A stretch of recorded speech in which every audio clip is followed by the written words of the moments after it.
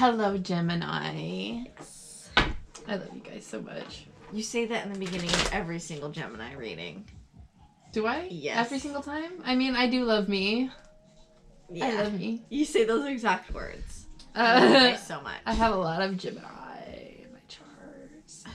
Maybe it's just nice to say. I get treated very well by other families, so.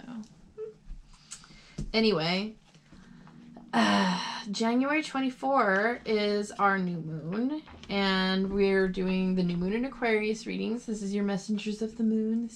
I'm Katie, and she's Megan, and we're from Those Fucking Angels on Instagram, and the angel that says fuck still on YouTube. We do a few other things, but don't worry about that. This is what we're here for. Yeah, right? We're busy girls. Like, we do just a little bit of everything, but right now we're doing the cards for the new moon in Aquarius, which is going to be at 4 degrees at 1:42 p.m. I was watching Chris Witecki this morning. He's a very good astrologer. If you're into learning more, look him up on YouTube.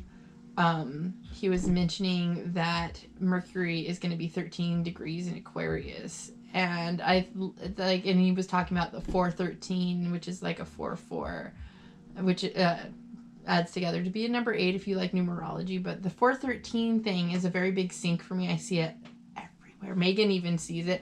After we stopped our last video for Taurus, it was 413. Yeah, we literally see it constantly. 143, 341.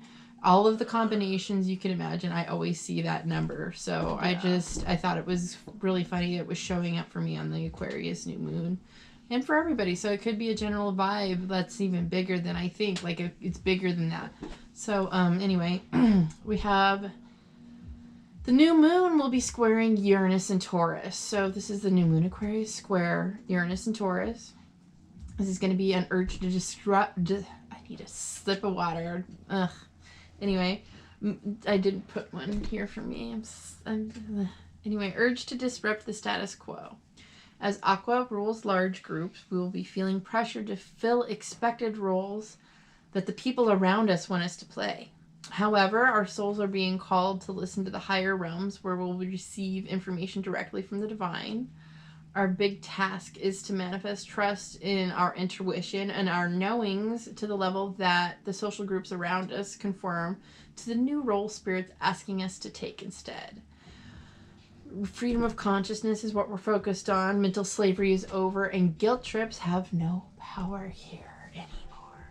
So we're throwing the death knell right into those bullshit things. So I'm happy about that for one. Wow. The organs that can be affected by this new moon in Aquarius are your calves, ankles, shins, Achilles, forearm muscles, and your thyroid hormones. Provide these areas with extra care, along with consider your mineral and vitamin intake. Make sure your magnesium, potassium levels are where they should be, along with making sure you are staying hydrated. Surgical operations are not recommended during this time, but it is a good time to get a haircut and or color. But if you tend to be into the more texturized haircuts, pixie cuts, layers, even guys that like to get their hard parts done, stuff like that. Nice fade. Yeah. This is a good time for slow hair growth, which will help preserve that haircut or style, along with if you are a waxer or shaver. This time is said to inhibit regrowth right before this new moon. So it's a good time to take care of a few things. But we've already done the card blessing, so it's your guys' turn to invite who you need to be here to bring the best message. Give this video a like. I wanted to add, just because Geminis love fun facts, Aquarius, the reason why I say potassium and magnesium, and I don't think I explained this to you, so this is a fun fact for your Mercury and Gemini. Okay. Because they're electrolytes. Oh. And Aquarius conducts electricity because of Uranus, and it's like the air, the foggy air that conducts electricity, like the thunder and lightning. So makes sense. It's the same with our bodies. We need to make sure that we stay hydrated, but not over flushing ourselves from the electrolytes, so that our electric systems are running properly during this new moon. Okay? Fun fact. All right. Wow. The Hanged Man. That's cool. Seeing things from a different perspective. That's taking time out to be singular and focus long enough to gain. It's like, it doesn't matter what you're doing. It could be that you're doing your daily tasks, but you train yourself to focus on, say, your breath. That's my favorite thing to focus on because it gets me really close to my heart space. So this is like focusing on one thing to empty your mind so that you're able to receive messages from spirit. This is also called the Odin card because this is like the story of when he hung himself on Yggdrasil to receive the Futhark runes. So this is just taking time to receive a greater knowledge. This is a Neptune card. So it rules greater spiritual knowledge. A little bit of isolation and somewhat self-deprecation, like removing things from yourself in order to purify things. But it also rules addiction and jail and institutions probably like marriage, I would imagine. But anything that's sort of along those polarities of just spirit involved things, like mystics and psychopaths, as they say, swim in the same water, the Joseph Campbell thing. I was just reading that last night. But anyway, this is a wild ass card, so this is a major life turning point event for you guys, and we'll find out more. Card number 8. And it says, a consistent formula gives me consistent results. Like learning to understand the basics of mathematics and then having the successful experience of understanding the results of their applications. Once you have a formula for understanding your world that is always consistent, it will yield consistent results to you. So like I was just saying, focusing your thoughts on one intentional thought for the purpose of emptying your mind and receiving greater knowledge is something that I feel like is going to be very important to you. Because this is like a freedom of consciousness thing. So you're going to want to feel that break from your normal thought pattern, period. You're going to want to feel connected, more connected to the greater, deeper, more lasting parts of life. So I think I flipped that. The greater, deeper, more bigger parts of the world, the place where this is a really big turning point for Gemini. So 2 majors, that's not very, very often that happens. This is a Saturn Neptune card. So this is the Saturn world card. This being it's kind of a little bit like a push-pull scenario where you're being called to be out in the world in your social groups.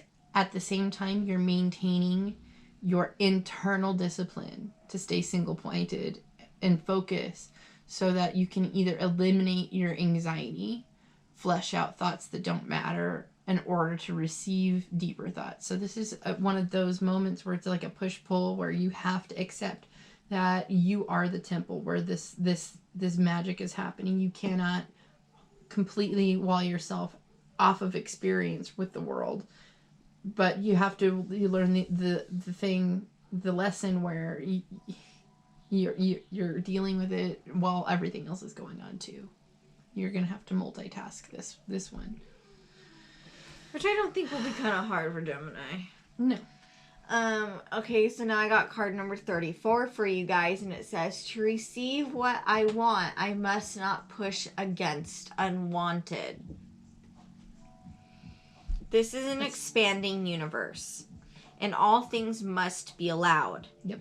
In other words, for you to understand and experience what you desire, you must understand that which you do not desire. For in order to be able to choose and focus, both must be present and understood. That's exactly what I was just saying. Yeah, and you got to go through experiences to know, it's a lot like dating. You got to kind of go through relationships. You got to experience to know what works well with you and what doesn't, what you do like and what you don't like, what you do deserve and what you don't deserve. Right, but while you're in the middle of experiencing all that, you have to stay pure of spirit and mind and integrity so that you're able to understand and learn exactly what it is you're doing at this point in time. You can't be mindless in the middle of all that experience. You're not being allowed to be. Yeah. At all. You're not allowed to be experiencing anything without intentional focus right now. So you might as well focus. I would say on your breath is the best thing because Gemini also rules the lungs. So for you particularly, the breath is the most intimate connection, I would say, to the spirit of the energy that needs to be taking place for that energy right now. So calm your anxieties. Your mental energy needs to take a vacation. But you still need to perform functions in life and do your shit and chop wood, carry water stuff. So go through it, but do it and meditate at the same time. Do the walking meditation stuff. It's going to be highly beneficial for you. I promise. All right, Gemini, that is your reading for this new moon in Aquarius, and we will see you in the next video. Take care of your electrical systems while this happens, Gemini. Aye, aye. Bye.